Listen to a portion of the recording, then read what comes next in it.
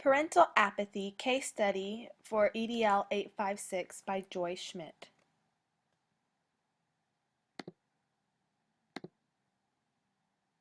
Okay, first thing, problem identification and data analysis.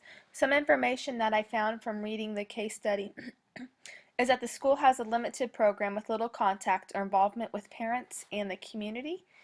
The school lacks support for programs from parents and higher leaders, and failure to follow through with a meeting. On the failure to follow through with the meeting, that was one of the very last things that the case study identified in regards to 8 parents showing up and the principal even considering whether to go through with the meeting or not.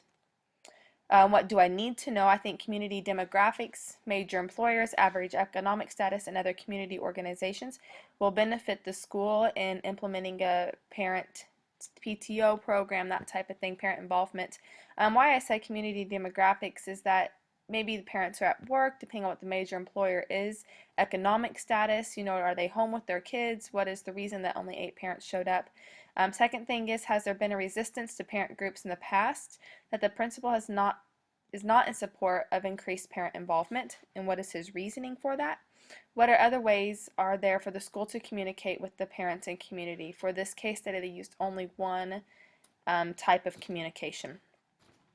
Actual problem, the administration is not supporting the parent involvement, and then also using only one form of communication to reach the parents in the community. I think this is a huge hindrance in getting parents involved when you're only giving one avenue for the parents to say, hey, I want to be involved, and it's whether they're at this meeting or not. And in today's world, there's lots of different outlets that can be used to reach parents and community members. Plan of action. Identify the demographics, and doing this, research the community and what the parents do for their jobs. Identify other ways of communicating with the parents to accommodate their schedule, and then use the new information to be better prepared to have a parent meeting. When you have only 8 show up, and let's say you're a school like the size of Pratt, that's a medium-sized 4A, and you have 8 parents showing up, that's showing a very large sense of apathy in the parents, and why would the administration want to be involved? But I think you need to find better ways to include parents. Second plan of action, create new lines of communication. Contact different media sources to notify parents of the meeting, whether using the radio, the school newsletter, city newspaper, those different types of things. Use the school Facebook page. A lot of parents are connected with those. And then create a core parent group that helps create different parent organizations that are involved in the school. And the third one, establish guidelines for the parent groups and the types of involvement that will be encouraged. I think this will help in the principal support, having the different guidelines established.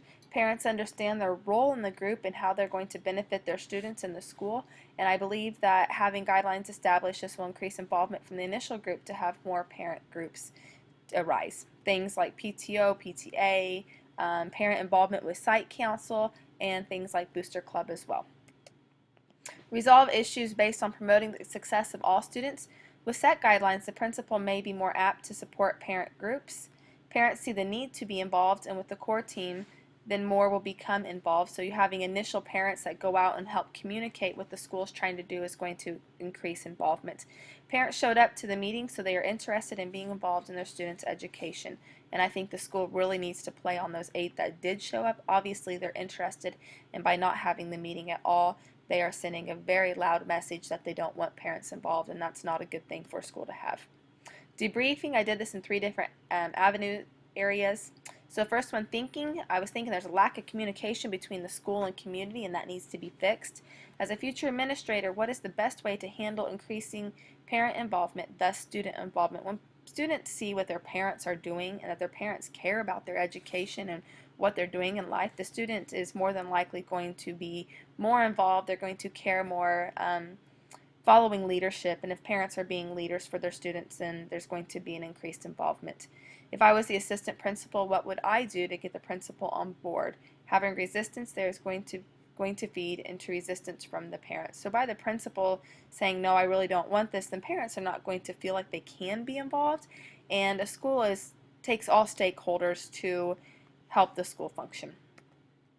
Feeling that I want Mrs. Rose to be successful in creating the parent groups as I see the need for parent involvement. I think this is very important, being in education for several years, seeing that when students do have their parents involved, they're more successful. And if the school can foster that involvement, then that's important.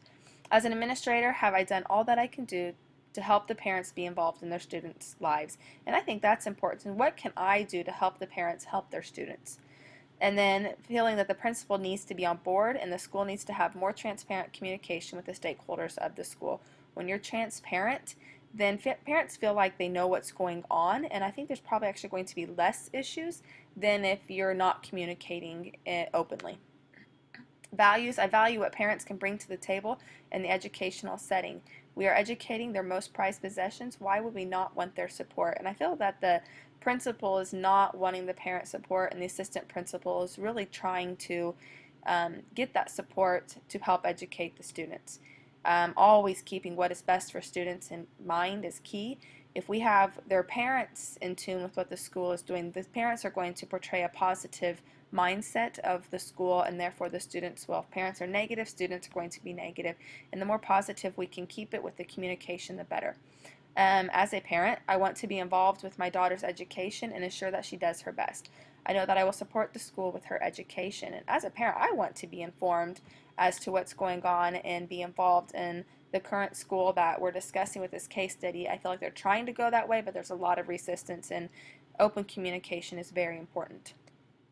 Unresolved issues. I think some unresolved issues are still going to be resistance from the principal and may not support the parent groups once they're established.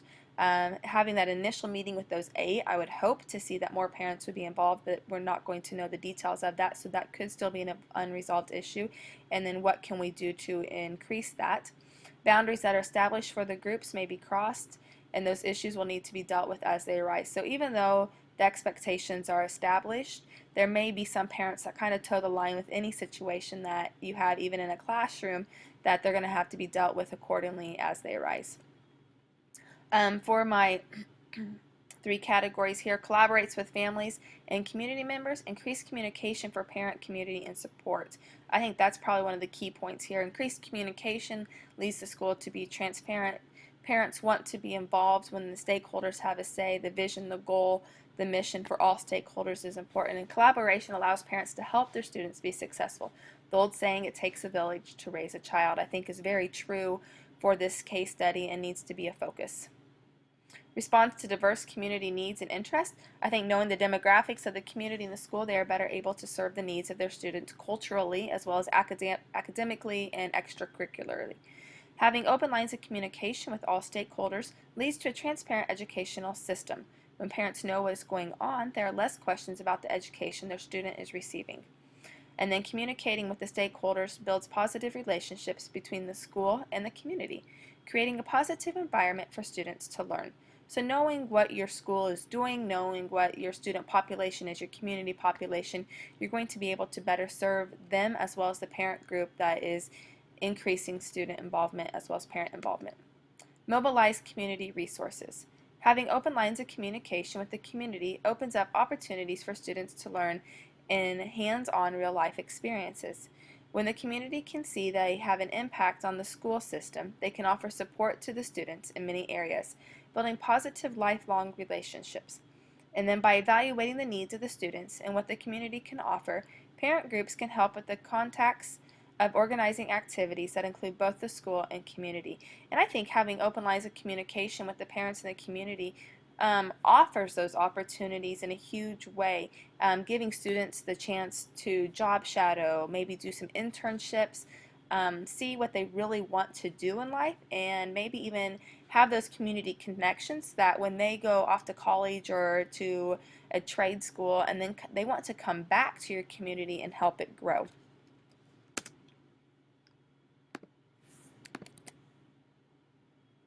Are you kidding me?